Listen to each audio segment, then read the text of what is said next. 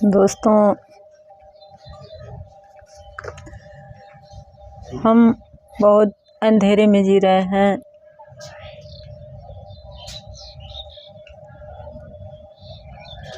हमें पता नहीं है कि हमें क्या करना चाहिए, क्या नहीं करना चाहिए। ये सब बातें जब हमें पता नहीं होती है तब हम जो हमारे आसपास हैं, हमारे परिवार के ही सदस्य हैं, वो जो भी काम हमें बताते हैं उसी को हम करना शुरू कर देते हैं।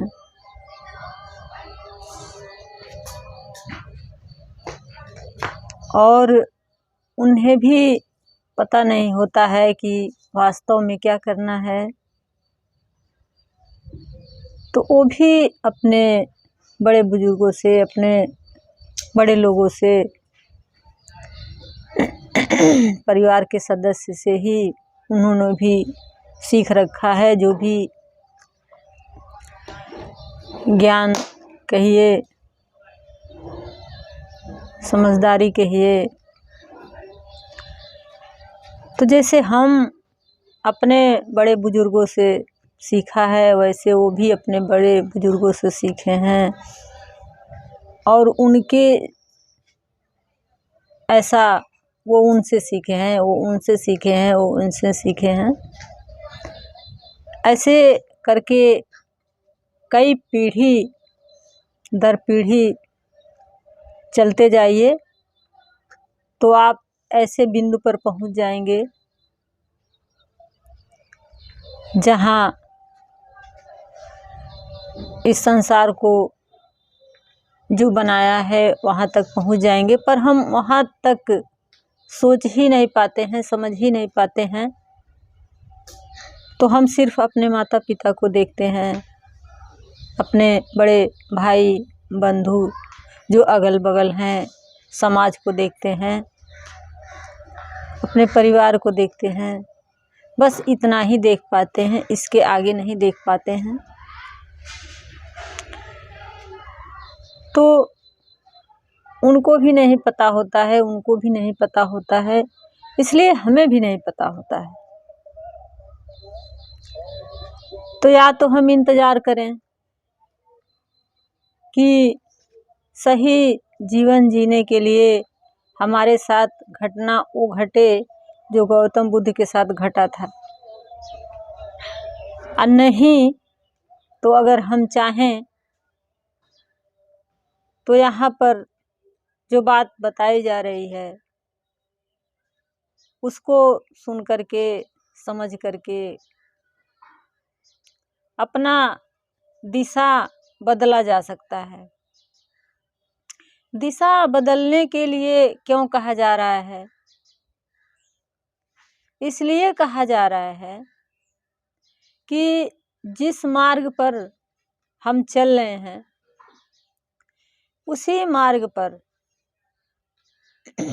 पिछले पीढ़ी दर पीढ़ी बहुत लोग चल चुके हैं। और साथ ही साथ आप अगल बगल देख रहे हैं वो लोग भी चल रहे हैं। और बहुत सारे लोग चल चुके हैं, यहाँ से मिट चुके हैं, जैसे कि हमारे दादा परदादा। तो अगर वही जीवन जी करके वो शरीर के साथ ख़त्म हो गए तो उसी रास्ते पर अगर हम चल रहे हैं तो हम भी तो एक दिन ख़त्म हो जाएंगे, समाप्त हो जाएंगे। तो समाप्त कौन होता है? जो जन्म लिया होता है। जिसका जन्म होता है उसी का मृत्यु होता है।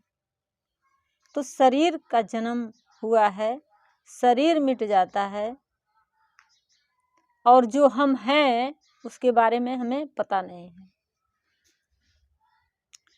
तो कहीं सुनाई बातें अगर हम आपसे कहें कि हम आत्मा हैं तो आपने ऐसा बहुत सारा बातें सुनी हैं कि हम आत्मा हैं, हम कभी मरते नहीं हैं।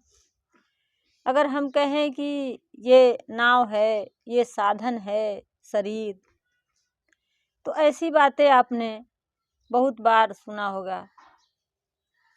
एक बात और सुना होगा कि हम आत्मा ही हैं, हम शरीर मर जाती है, हम तो जिंदा ही रहते हैं। पर ऐसी बात नहीं है। बात इसलिए ऐसी नहीं है कि यही जीवन हमारे पुरखे लोग जिए हैं तो वो अमर नहीं हुए, तो उसी रास्ते पर अगर हम चल रहे हैं तो हम कैसे अमर हो सकते हैं? ये हम तो बिना जाने मान लिए हैं कि अमर हो जाएंगे। पर अगर जानने की कोशिश किया जाए कि हमें उनका दादा परदादा का मुखड़ा चेहरा कुछ भी याद नहीं है, और जो अलग रास्ते पर चले हैं कुछ ऋषियों ने, कुछ ज्ञानियों ने, जैसे मैंने बहुत बार नाम ले चुकी हूँ साहब कबीर जी का, मीराबाई का, और जैसे विवेकानंद हैं, गौतम बुद्ध हैं। अगर ये लोग भी इसी समाज में रह करके अमर हो गए हैं, कईयों हजार साल पहले इनका शरीर तो चला गया है, पर ये लोग आज भी जिंदा हैं हमारे दिलों में।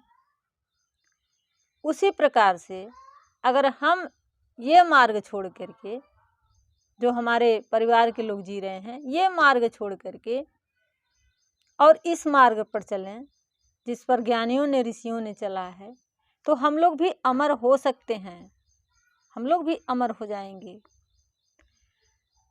लेकिन हमें बहुत डर लगता है, बहुत भय लगता है कि कैसे चला जाएगा, कैसे ये सब हो पाएगा, ये तो मुश्किल है। वो लोग तो कुछ महान थे, वो लोग तो भगवान के अवतार थे, इसलिए उन लोगों ने ऐसा किया, हम नहीं कर सकते हैं। पर ये बात हम बिना जाने मान लिए हैं, बिना जाने मान लिए हैं, इसीलिए कह रहे हैं कि हम नहीं कर पाएंगे। जैसे हमारे भीतर एक नकारात्मक है और एक सकारात्मक है, ठीक है। अगर हम नहीं सोच लेंगे, मान लेंगे, तो नकारात्मक के तरफ का जितने भी इसका परिवार है, सदस्य है या ग्रुप है, ये पूरी ताकत लगा देता है कि हम नहीं कर पाएंगे। अगर हम अपने विचार में ये परिवर्तन ला दें कि हम कर लेंगे, बस चुनाव करना है कि हम हो सकते हैं, जैसे वो लोग हुए हैं हम भी हो सकते हैं, ऐसा अगर चुनाव कर लेंगे तो कोई न कोई हमें रास्ता मिल जाएगा आगे बढ़ने के लिए। पर ये रास्ता ऐसा है कि हमें स्पष्ट दिखाई नहीं देता है कि हम पूरा देख पाएं। ये रास्ता में बहुत अंधेरा है, जैसे कोहरा छाया हुआ है। जब एक कदम आगे बढ़ेंगे तो दूसरा कदम सीढ़ी दिखाई देगा, दूसरा पर जब आगे बढ़ेंगे तो तीसरा दिखाई देगा। ये मार्ग इस तरह का है। तो जिनको सत्य से प्रेम हो जाता है वो सत्य का मार्ग चुन लेते हैं, और जिन्हें भय से, क्रोध से और डर समा जाता है, वो लोग नहीं बढ़ पाते हैं, चुनाव नहीं कर पाते हैं, डर जाते हैं। इसी बात पर कबीर साहब कहते हैं कि जिन खोजा तिन पाइया, खोजा मतलब चुनाव करा कि मुझे इस मार्ग पे नहीं, जो समाज का मार्ग है इस मार्ग पे नहीं, जो ऋषियों का मार्ग है हम उस मार्ग पे चलेंगे। यही चुनाव करने को कह रहे हैं और चुनाव के बाद रास्ता खुल जाता है। धीरे धीरे धीरे धीरे हम आगे बढ़ते हैं। ये कोई छोटी चीज़ नहीं है, बहुत बड़ी चीज़ है। बहुत मेहनत लगता है, बहुत ताकत लगती है, लेकिन ताकत और मेहनत हमारे अंदर ही है, उसे जगाना हमारा काम है। तभी तो हम समझ पाएंगे कि हम कितने ताकतवर हैं और हम क्या हैं। नहीं तो जैसे उदाहरण के तौर पे समझिएगा कि जैसे चूल्हा है जिस पे खाना बनता है, उसमें का 4 चूल्हा वाला 4 बर्नल वाला चूल्हा है, जिसका 2 ही बर्नल का इस्तेमाल हो रहा है और 2 बर्नल बंद है, उसका इस्तेमाल नहीं हो रहा है। 2 ही से काम हमारा चल जा रहा है, तो 2 ही इस्तेमाल कर रहे हैं, 2 वैसे पड़ा हुआ है। हमें पता ही नहीं चलता है कि हमारे भीतर अभी इसके अलावा और भी ताकत है और भी हम कर सकते हैं। हमें जब नहीं पता होता है तो हम छोटे ही में फंस जाते हैं, 2 ही बर्नल में को जलाकर संतुष्ट हो जाते हैं, मान लेते हैं कि हम इतना ही कर पाएंगे, क्योंकि हम खुद को तो जानते नहीं हैं। ये शरीर हमें उपहार में मिला है, इसका इस्तेमाल करके आगे बढ़ना है, पर हम इसी में फंसे रह जाते हैं। जिसे हमें इस संसार को ही धारा कहा गया है, इसके पार जाना है। तो ये शरीर जैसे नाव की काम करती है, नाव पर बैठ करके इस तरफ से उस किनारे तक जाया जा सकता है। पर हम स्वयं को शरीर समझ लिए हैं और शरीर के विषय में जानते नहीं हैं, तो हम 2 ही बर्नल का इस्तेमाल करते हैं, उतना ही में संतुष्ट हो जाते हैं और 2 और है उसके बारे में हम कभी उसका इस्तेमाल कर ही नहीं पाते हैं, हमें पता ही नहीं होता है। तो इस तरह की बातें अगर बताया जा रहा है तो उसको सुनने पर, समझने पर हम आगे बढ़ सकते हैं, अपना रास्ता बदल सकते हैं। इसका कोई निश्चित नहीं है कि आप अब ज़्यादा समय आपका निकल चुका है तो आप उस पार नहीं जा सकते हैं। कहते हैं कि जब जागो तभी सवेरा। तो यहाँ पे भगवान हमसे क्या चाहते हैं इसके बारे में मैं बताना चाहूँगी। भगवान हमसे चाहते हैं, सुनिए, वो ख्वाब तोड़ता है क्योंकि जगाना चाहता है। वो ख्वाब तोड़ता है क्योंकि जगाना चाहता है। जैसे संतों ने कहा है, ऋषियों ने कहा है कि यह संसार रैन का सपना, यह संसार रैन का सपना, ओस बूंद जल की, ओस की बूंद की तरह यह संसार है। जैसे ही सूरज के प्रकाश पड़ता है ये खत्म हो जाता है। यही बात बताने के लिए कहते हैं कृष्ण कि वो ख्वाब तोड़ता है, वो जगाना चाहता है। हम इतने बेहोश लोग हैं कि हमें होश ही नहीं है, हमें खबर ही नहीं है, हमें पता ही नहीं है कि हम किस लिए आए हैं और क्यों चल रहे हैं, क्यों कार्य कर रहे हैं, कहाँ जाना है, कुछ पता नहीं होता है। जो कुछ हम कर रहे हैं सब हम कुछ नहीं कर रहे हैं, सब हो रहा है। जो हो रहा है उसी को हम कहते हैं कि हम कर रहे हैं। तो ये बात मैंने कई बार बता चुकी हूँ कि कार्य जो हो रहा है उसको करने वाला भी तो कोई चाहिए, तभी तो पता चलेगा कि हाँ कोई कर रहा है।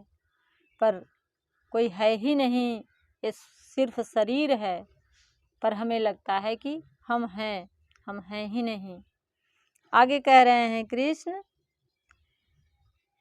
वो ख्वाब तोड़ता है क्योंकि जगाना चाहता है, परिणाम गलत देता है क्योंकि वो सिखाना चाहता है। परिणाम गलत देता है क्योंकि वो सिखाना चाहता है। जो काम हम सोच करके कहते हैं कि ये काम करना है, वो नहीं होता है। वो नहीं होता है, इसका अर्थ है कि तुम हो ही नहीं तो कर कैसे सकते हो, सोच कैसे सकते हो। तो ये हमारा भ्रम होता है कि जो हम सोचते हैं वही होगा, पर होता नहीं है। वो ख्वाब तोड़ता है क्योंकि जगाना चाहता है, बार बार हमारा ख्वाब तोड़ता है। जो हम उम्मीद रखते हैं किसी पर, वो तोड़ता है क्योंकि वो जगाना चाहता है। कोई घटना हमारे साथ घटती है इस तरह का, जिस पर हम निर्भर होते हैं, उम्मीद रखते हैं कि हमारा ये सपना पूरा हो जाएगा। जब नहीं पूरा होता है तो हमें बहुत दुख होता है, तो हम रोने लग जाते हैं, सामने वाले को दोषी ठहराने लग जाते हैं कि उस पर हमने इतना उम्मीद करा था और वो हमारा सपना पूरा नहीं किया। तो कृष्ण कह रहे हैं कि वो ख्वाब तोड़ता है क्योंकि वो जगाना चाहता है, वो आपको बताना चाहता है, सिखाना चाहता है। कह रहे हैं क्योंकि सिखाना चाहता है, भरी दुनिया में अकेला महसूस कराता है क्योंकि साथ खड़ा है वो बताना चाहता है। भरी दुनिया में अकेला महसूस कराता है, वो साथ खड़ा है, ये बात वो बताना चाहता है।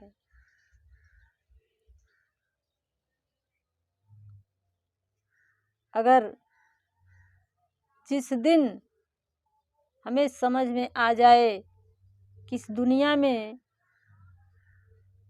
कोई है नहीं, कोई भी है नहीं, उसी दिन उसी पल पता चल जाता है कि वो साथ खड़ा है, ये बताना चाहता है। सिर्फ वही है और यहाँ पे किसी का कोई नहीं है। तो ये घटना कोई लाखों में करोड़ों में ऐसा घटता है। कहते हैं कि अंदर का पट खोल न देखा भीतर राम मिलेगा, अंदर का पट खोल न देखा भीतर राम मिलेगा, हर प्राणी के अंदर परमेश्वर का विश्राम मिलेगा। सब घट मोरा साइया, सब घट मोरा साइया, सोनी सेज न कोई, बलिहारी जीवा घट के जा घट पर घट होई। तो ऐसा घट घट में वो वास करते हैं। कहा गया है कि कण कण में हैं, पर बलिहारी जीवा घट की जा घट पर घट होई। तो आत्मा का कभी न जन्म होता है न कभी मृत्यु होता है। वो तो जब से संसार है आकाश की तरह है, जब से है तब से है, और न कभी जाने वाला है न कभी आने वाला है। पर हमें रामायण के महाभारत के माध्यम से दिखाया गया है कि वो तो त्रेता युग में जन्म लिए थे, फिर वो चले गए। तो जब भी कृष्ण आते हैं तो उनका जन्म तो होता नहीं है, शरीर में ही प्रकट होते हैं, पर ऐसे शरीर में, ऐसे घट में प्रवेश करते हैं जहाँ एकदम निर्मल हो, साफ सुथरा हो, वहीं पे प्रकट होते हैं। तो निर्मल और साफ सुथरा रखने का जिम्मेदारी हमारी होती है। हम साफ सुथरा नहीं करते हैं, सफाई नहीं करते हैं, तो प्रकट कहाँ से होंगे। जैसे कोई लड़का है, वो किसी लड़की से प्रेम करता है, उसके दोस्त पूछते हैं कि तेरा मामला कब तक, कहाँ तक आगे बढ़ा। वो कहता है कि आधा तक आगे बढ़ चुका है, आधा। दोस्त उसके पूछते हैं कि कैसे आधा हो गया है। वो कहता है कि मेरी तरफ से पूरा है। पर पूरा तब होगा जब आधा लड़की भी इसके तरफ आएगी, तब प्रेम पूरा होगा। उसी प्रकार से भगवान भी अपने तरफ से पूरा प्रयास किए हैं, वो उनका निगाहें हमारे तरफ ही टिका है, पर हमारी निगाहें उनके तरफ नहीं जा पा रहा है, लेकिन उनके तरफ से पूरा प्रयास है। जो हम गलतियां दूसरों को देते हैं, जब हमें समझ में आ जाता है पूरा बात, तो तब हमें पता लगता है, तब हमें दिखाई देता है कि पूरा गलती हमारा है और किसी का गलती नहीं है। तो वही कह रहे हैं कृष्ण कि वो ख्वाब तोड़ता है, इस भरी दुनिया में अकेला महसूस कराता है, वो साथ खड़ा है, ये बताना चाहता है। घटना से कुछ सीखना चाहिए, दुख से कुछ सीखना चाहिए, पर हम सीखते नहीं हैं। फिर जहाँ पर हैं आगे बढ़ने के बजाय वहीं फिर पीछे मुड़ जाते हैं और उसी में रह जाते हैं। इसी को माया कहते हैं। माया से बाहर निकल नहीं पाते हैं। आगे कह रहे हैं क्योंकि साथ खड़ा है, बताना चाहते हैं, जिसके जैसे कर्म है वापस लौटता है, ये दुनिया गोल है, वो बताना चाहता है। जिसका जैसा कर्म है लौट कर वापस उसको मिलता है, जिसका जैसा कर्म है वही वापस लौट कर उसके पास आता है, ये दुनिया गोल है, वो बताना चाहता है। जैसे कोई चट्टान हो, कोई पहाड़ हो, और वहाँ पर जब हम आवाज़ निकालते हैं, कुछ बोलते हैं, तो वो ध्वनि टकरा करके फिर हमारे कान में वापस सुनाई देता है, अपना ही ध्वनि सुनाई देता है। उसी प्रकार से हम जैसी वाणी बोलते हैं वो टकरा करके हमारे पास वापस आती है। तो हम किसी से अगर प्रेम से बोलते हैं तो हमारे साथ सामने वाला भी प्रेम से बोलेगा। अगर किसी के लिए हम गलत सोचेंगे तो वो भी हमारे साथ गलत सोचेगा। तो जैसा हम करेंगे वैसा ही लौट कर हमारे पास आएगा। इसी बात को कह रहे हैं कि ये दुनिया गोल है, वो बताना चाहता है।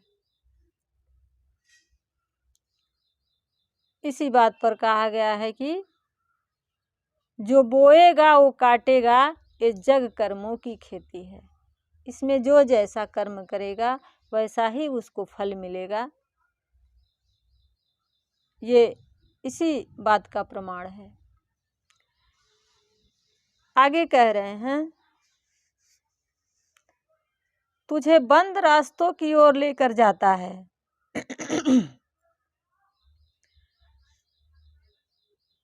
तुम्हें बंद रास्तों की ओर लेकर जाता है, क्योंकि तुझे वो उड़ना सिखाना चाहता है। तुझे वो बंद रास्तों की ओर लेकर जाता है, क्योंकि तुझे वो उड़ना सिखाना चाहता है। वो उड़ना सिखाना चाहता है।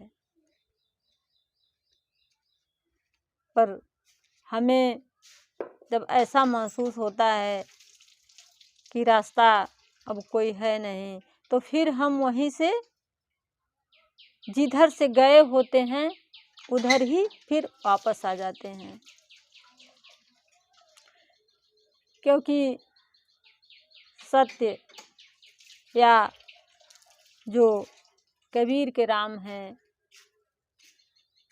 4 प्रकार के राम बताए गए हैं।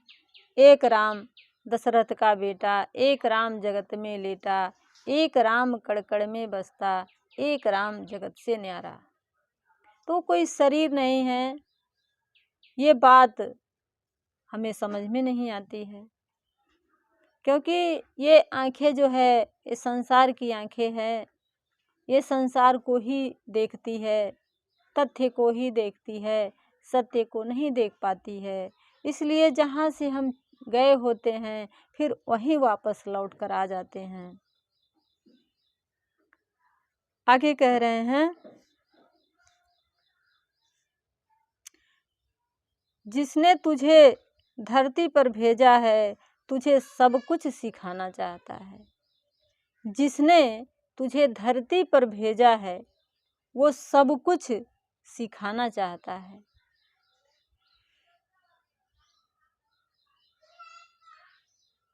ये बहुत गहराई वाली बात है। इसको शांतिपूर्वक, अस्थाई से, आराम से सुनना पड़ेगा, समझना पड़ेगा, तब जा कर के कुछ बातें समझ में आती है। इसको कई तरह से कहा गया है कि जैसे खेत में अगर बीज डाला जाता है तो कुछ बीज ऐसे होते हैं कि जो मिट्टी के अंदर नहीं जा पाते हैं, वो बाहर ही बाहर, ऊपर ही ऊपर होते हैं, तो उसको चिड़िया चुग ले जाती है, उसको चिड़िया खा लेती है। उसी प्रकार से अगर अस्थायी रूप से हम इसको नहीं सुनेंगे, इसको अपने जीवन के गहराई में नहीं उतारेंगे, तो इधर से सुनेंगे और इधर निकल जाएगा। ये इसी बात का प्रमाण है कि चिड़िया चुग ले जाती है दाना।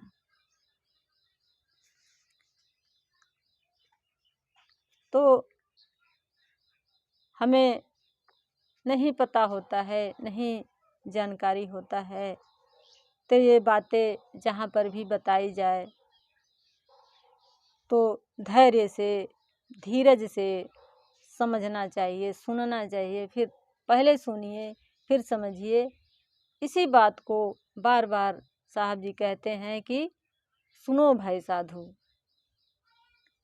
सुनो भाई साधु, निरंतर सुनिए, फिर समझिए, तभी कुछ लाभ हो सकता है। अन्यथा इस तरह से आप चाहें कि संसार को भी देख लें और खुद से भी बात कर लें,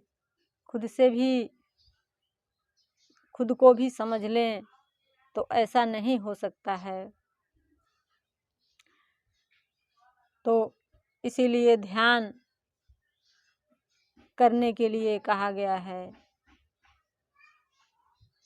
कि थोड़े देर के लिए समाज से हट करके ध्यान कर लीजिए। ध्यान का अर्थ यही है कि अपने भीतर प्रवेश करिए, अपने आँखों को अंतर्मुखी करिए और खुद को जानिए, समझिए। और जो इस बात को,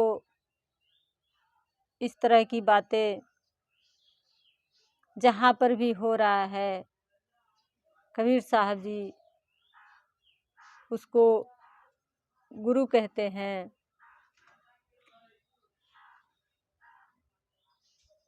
तो कबीर साहब जी गुरु का बहुत महत्व दिए हैं। तो एक साहब जी का भजन है, भजन के माध्यम से आपको मैं बताना चाहूँगी। उनका भजन इस तरह से है, गुरु पर ही है। कहते हैं, मजा लूट ले रे बंदे गुरु बंदगी का, मजा लूट लो रे बंदे गुरु बंदगी का।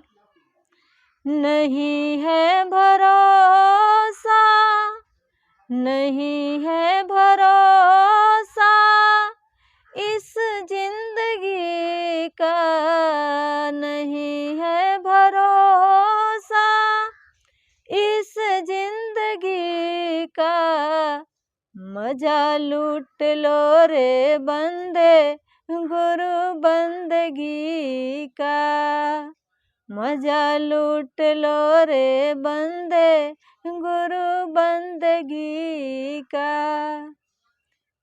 भरोसा नहीं है समय का, ये शरीर का, कि आज हम बोल रहे हैं कल बोलेंगे कि नहीं बोलेंगे, या पल भर में ही हम अभी बोल रहे हैं अब आगे बोल पाएंगे कि नहीं बोल पाएंगे, ये हमारे बस में नहीं है। इसीलिए साहब जी कहते हैं कि काल करे सो आज कर, आज करे सो अब, पल में परलय होएगी बहुरी करोगी कब। तो बार बार हमें चेताया जा रहा है, समझाया जा रहा है कि जानो समझो क्यों आए हो, क्या इसका उद्देश्य है, इसको जानिए समझिए। और पूरा जिम्मेदारी हमारे ऊपर बनता है, और इसमें किसी को हम दोषी नहीं ठहरा सकते हैं। तो आगे कह रहे हैं, लगाए मोहब्बत का सुंदर बगीचा, लगाए मोहब्बत का सुंदर बगीचा,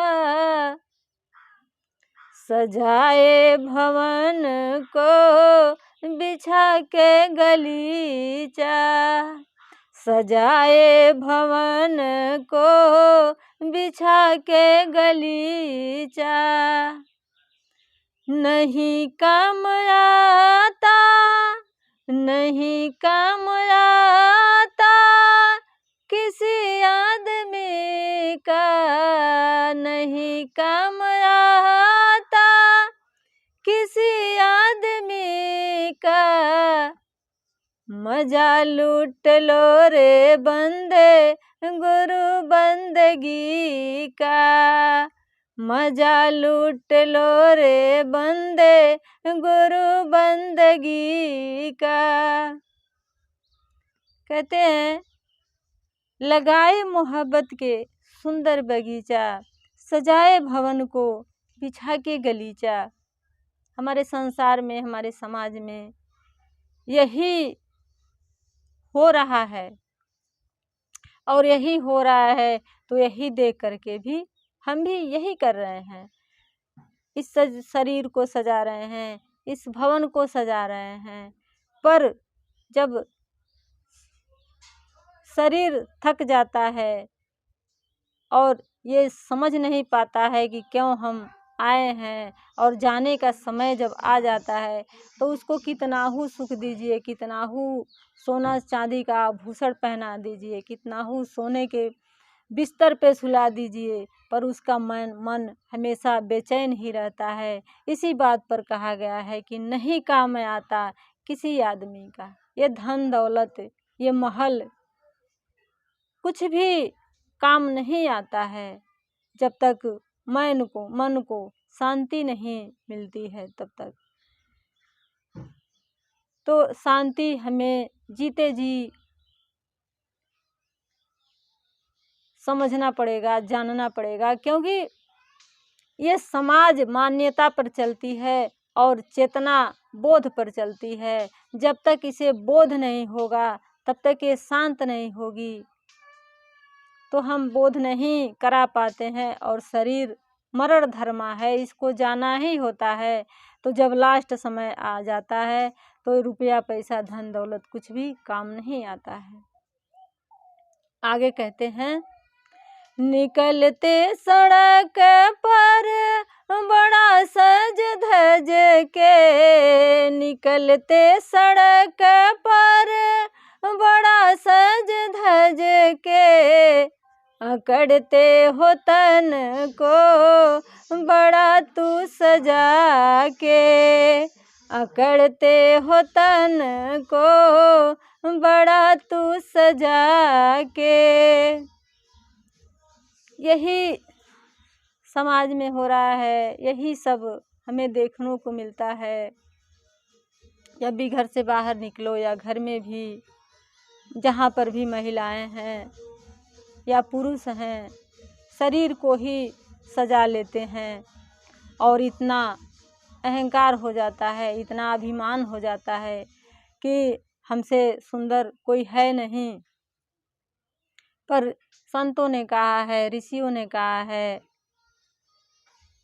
आगे कहते हैं, निकलते सड़क पर बड़ा सज धज के, निकलते सड़क पर बड़ा सज धज के, अकड़ते हो तन को बड़ा तू सजा के, अकड़ते हो तन को बड़ा तू सजा के। पिटारा है तेरा भरा गंदगी का, पिटारा है तेरा भरा गंदगी का, मजा लूट लो रे बंदे गुरु बंदगी का, मजा लूट लो रे बंदे गुरु बंदगी का। शरीर को ध्यान से देखा जाए तो हर रोम रोम से, और इसमें 10 द्वार भी कहा गया है, तो हर जगह से कचरा ही बाहर आता है। हर जगह से हमारे रोम रोम से पसीने के द्वारा दुर्गंध ही बाहर आता है। तो इसको कहते हैं कि पिटारा है तेरा भरा गंदगी का, मजा लूट लो रे बंदे गुरु बंदगी का। शरीर से भी रिश्ता छुड़ा रहे हैं, समाज से भी, ताकि हम अपने आप को समझ सकें, जान सकें। इसीलिए हर तरफ से हमारा रिश्ता तोड़ा जाता है। आगे कह रहे हैं, उम्र देखो पल पल चली जा रही है, उम्र देखो पल पल चली जा रही है, निकट मौत छड़ छड़ चली आ रही है, निकट मौत छड़ छड़ चली आ रही है। पल पल हमारा उम्र घट रहा है।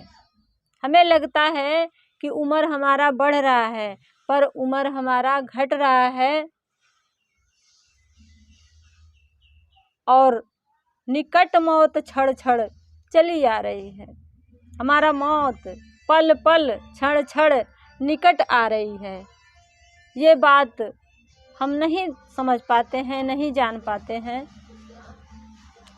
तो कह रहे हैं, इशारा समझना घड़ी का वो बंदे, इशारा समझना घड़ी का वो बंदे, मजा लूट लो रे बंदे गुरु बंदगी का। मजा लूट लो रे बंदे गुरु बंदगी का। नहीं है भरोसा इस जिंदगी का, नहीं है भरोसा इस जिंदगी का। मजा लूट लो रे बंदे गुरु बंदगी का। आगे कहते हैं, साहब सब कबीर जी का दया का संदेश है। साहब कबीर जी का दया का संदेश है। जो दीन दुखियों का करता सहारा, जो दीन दुखियों का करता सहारा। उसी का है जीवन हंसी और खुशी का, उसी का है जीवन हंसी और खुशी का। मजा लूट लो रे बंदे गुरु बंदगी का। मजा लूट लो रे बंदे गुरु बंदगी का। कहते हैं कि दया जो दीन दुखियों का करता सहारा, उसी का है जीवन हंसी और खुशी का। मजा लूट लो रे बंदे गुरु बंदगी का। तो दया पर ही तुलसीदास कहते हैं, दया धर्म का मूल है, पाप मूल अभिमान।